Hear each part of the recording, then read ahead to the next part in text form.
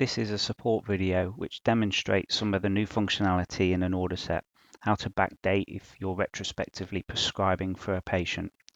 It's not going to replace IT training, and feel free to mute the sound if you just want to watch with the narration tiles. We'll start on the patient list, and I have a T1 test ward set up as a default. You can select your own default if you wish by clicking the ward and selecting add as default at the bottom. Mine says clear default because T1's already selected, but feel free to change that as you wish. This little pin at the top here will hide the ward panel, giving you a bit more space to play with. You can see at the bottom of the screen, those white areas are empty beds, and we can hide those from your personal Lorenzo login if you wish. At the top of the screen, we can see a drug administration tab and a prescription chart icon tab, and below those will be various icons depending on the state of the prescription at that time. The drug administration column will have different icons to indicate if a patient is due or overdue some medicines, or a blank bit of paper which usually indicates that there's no medicines either due or non-prescribed. As an anaesthetist who is seeing a patient for the first time who may not have any medicines prescribed, I would recommend starting at the drug admin icon, one of the icons below where it says drug administration on the tab. This will allow you to get back to the administration chart, which would then in turn give you the functionality to administer a medicine. If your patient already has some medicines prescribed, or if you're just prescribing in general, consider using the prescription chart icon, or this will allow greater flexibility for reviewing any medicines, stopping anything or changing anything. We'll access the patient's record by going through the drug administration icon in this video. I'm going to choose one of the bits of paper that's blank, which will in turn open up the meds admin chart for the patient, which you'll notice is completely empty as the patient doesn't have anything yet prescribed. At the top of the screen, you can see the Allergies banner where it says nothing's yet recorded, and the height and weight banner. You can update the height and weight or review more allergies or problems by clicking the prescribing considerations drop down. This will allow you to enter any information if you wish. In the bottom corner where it says prescribe, this is what we'll click to actually start prescribing some medicines. If you're presented with a review allergies box, you'll need to press OK to continue, and then you'll need to make your selection on the next screen, whether you've confirmed there's no updates, confirmed there's no allergies, or that you couldn't confirm at this time. Similarly, you may be asked about clerking medicines. Choose the option most appropriate. We're now in the area where we can prescribe for inpatient medications that can be administered. You can do this multiple of ways. You can use the quick links and drill down through the options there, the quick folders, the obstetrics folder here, and click the relevant item, or this is an order set, or you can search in the box here for any medicine, or if you want to search for an order set, type the order set that you wish to find and click the tick box below that says search order sets, and again choose from this list. Just be careful that this list is alphabetical, where the ones in the quick folders we can sort in config to make the most common at the top. I've selected the surgery basic order set from the anaesthetic obstetric list. This will open the order set list. First thing you will see is a new disabled dose range check tick. By default, this has now disabled the dose range check, so there won't be any maximum or minimum dose alerts. You can untick that if you wish to see those. On this side of the screen, we've also got this new functionality that says set date and time. This allows us to, in bulk, change this date and time backwards or forwards, which will then in turn change any item below that has a tick in the time adjust column. As before, these ticks on the left hand side denote the most common medicines which will be prescribed when you press OK. As we scroll down, you'll see numerous are ticked and some are unticked. The unticked ones are antibiotics, for example, or supplementary medicines that may be needed for this patient. Most order sets will inherit the same sort of functionality. Some meds will be ticked and some won't by default. So there we go, we've scrolled down and we'll scroll back up to the top of the list. Here's the time adjust column. where you'll see some items have been ticked by default in the configuration of building this order set. As you scroll down the list, you'll see that some are pre-populated and some may not be pre-populated. On the right hand side of this column, you'll also see the start date and start time, which has been pre-populated with now. The ibuprofen in this example has a 12-hour offset from now, and you can see that that time and date is slightly different, and that tick for that reason has been unchecked. If you wish, you can tick that so that it opens up the time and date. You can change it to something else, but in this scenario we're going to leave that unticked. As you scroll down, you'll be able to see some are ticked and some are unticked.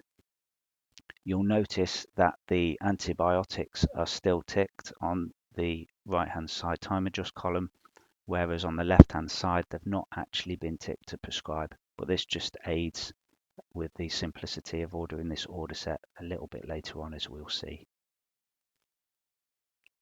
So to backdate or forward date all items with these ticks, we need to make an adjustment in this set start and date time box here. It's probably best that you backdate this to the first dose that you gave in theatres, which may be an antibiotic.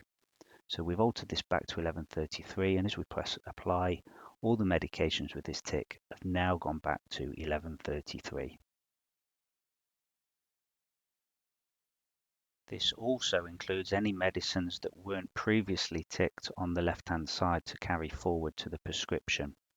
This allows the doctor now to select these without having to worry about backdating these medicines again. As we scroll up and down the list, you can see the time and date that these have been started.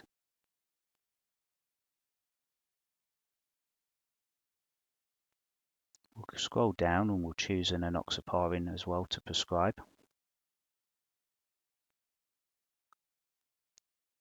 Now in this scenario, we can see that this time and date is static as now.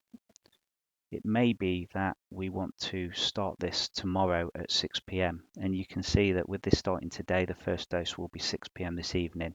So as I tick in this time and date adjust box, it opens the availability for me to change these times and dates.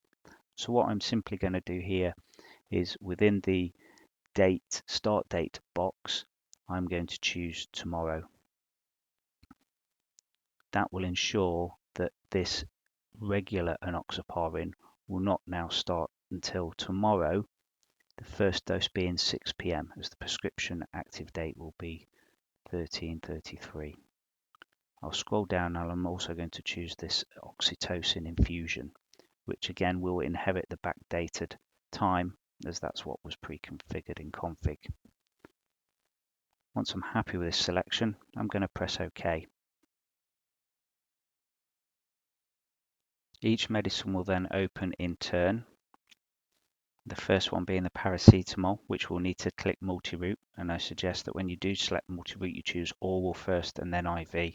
Unfortunately you'll have to retype the dose, which was 1 gram, and the frequency as 4 times a day, but that's going to be fixed in a future build, so hopefully if you're watching this video in the future this may not need to occur. Once I'm happy with those changes, I can press OK in the bottom right hand corner of the screen.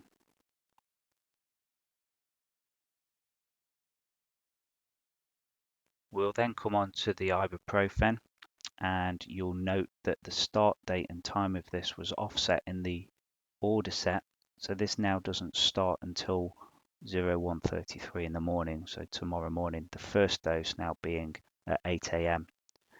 So you can adjust this start and date time if you wish to postpone it or bring it earlier, or optionally you can choose from the additional options on the right hand side of the screen to choose a stat dose, as it will state there that this dose is due in 18 hours and 24 minutes. In this demo we're not going to do that. The diclofenac will then appear. You'll notice that this has also been backdated to 11:33. You'll have the ability that once you've reviewed this, you might want to record the administration, and you can do that by clicking this box here where it says additional options, would you like to record the administration of this prescription, and you can see then that the administration will take form of 11:33. Once you tick that box, the record administration at the top of the screen tab will become active. So if we click that and go to record administration, you'll see that the start and date time given is the time and date that it was prescribed for. You can change this forward if you wish.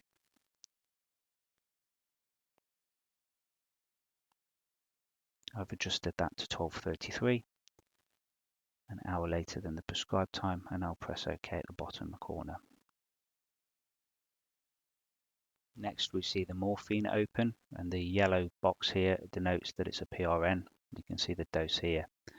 Now, the item's been backdated, but I must stress that if you remove the PRN or change the frequency, the date will reset back to today. So do take care in not changing the frequency or not acknowledging that that date and time's changed. So we'll just allow all of these PRNs in turn just to open and press OK.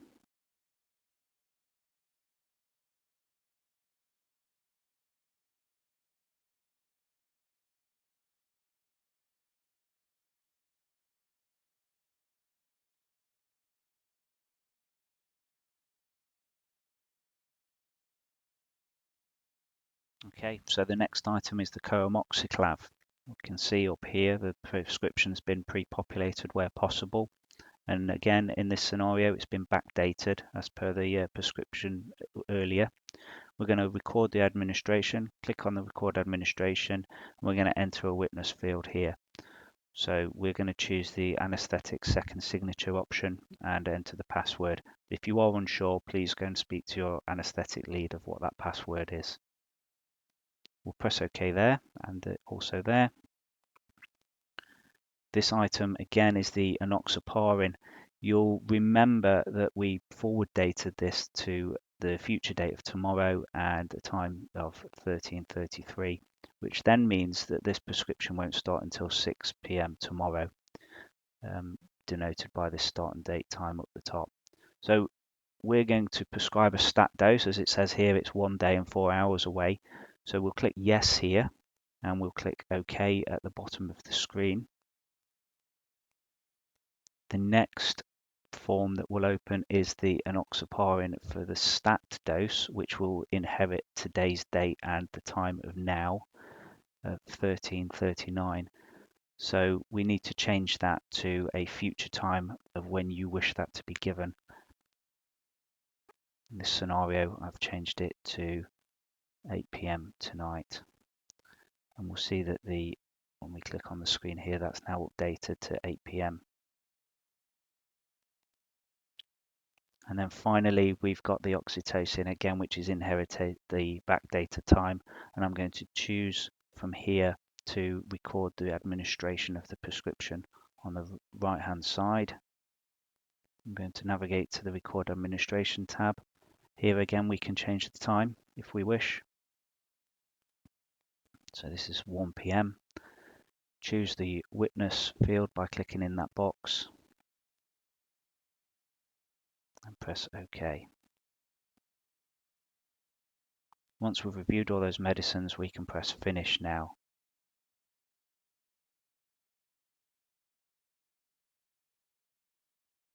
As we started in the meds admin screen, we were returned in the medication administration screen, which once this loads, we'll be able to review the medicines of what was due and overdue.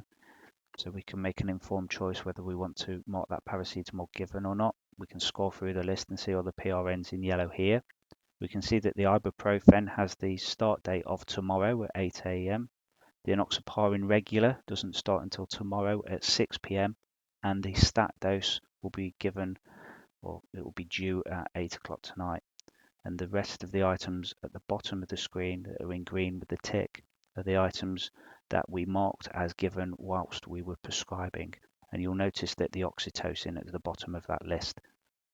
Once reviewed, and if we've not undertaken any more meds administration, we can press finish, which will return us back to the ward view and we can select another patient. So this next run through is going to be without any pauses, without any notes or without any narration, and it will include at the end how to do some additional medication administration so you can see how that's performed. I hope that was useful and thank you for watching.